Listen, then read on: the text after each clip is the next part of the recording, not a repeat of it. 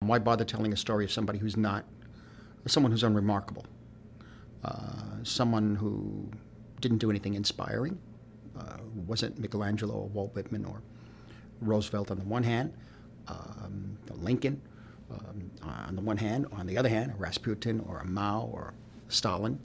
And on top of that, someone who led a life that wasn't exemplary, that was kind of pretty ignoble in a way, not because they wanted to harm anybody per se, but because they had no real model for leading a decent life, because this is what they learned from the world around them.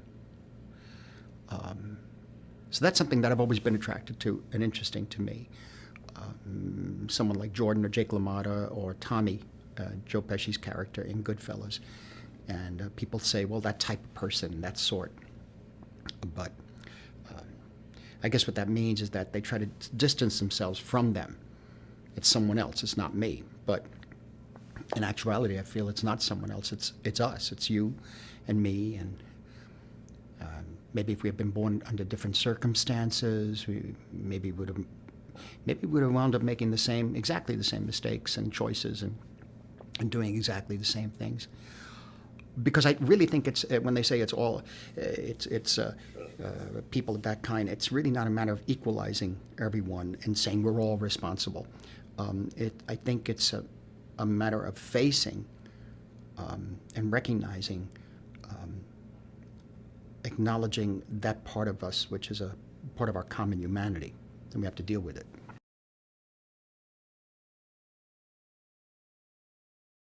It's entertaining, I would think. Especially, I think that the gamble here, or the risk, is entertaining because it's so bad, the behavior. And of course, there's always especially in America, the fascination with the rise and the fall, the rise of the gangster, the fall, the gangster tradition.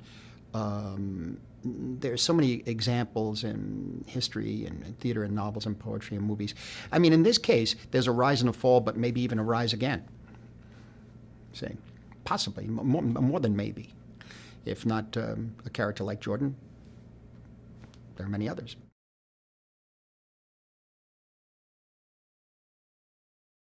I think it's always a good time to tell this story. And as I said before, I think that there's a general belief that the market will implode again, and then again and again. Maybe there will come a time in the future when people look at stories like this and wonder, what they were really all about. But we've spun completely the other way. I don't think we'll ever be even that close to that sort of thing. It's always interesting. It's always fascinating about the betrayal of trust in a story between people, characters, let alone betrayal of trust between strangers, let alone people who are very close to each other, of course, whether through marriage or family. And so there's that element that's always been in my movies that deals with these characters that break that trust. And right here, the fundamental, going in, they're pretending there's trust. Going in, they've broken it already, even before picking up that phone or making that, dealing with that client, so to speak.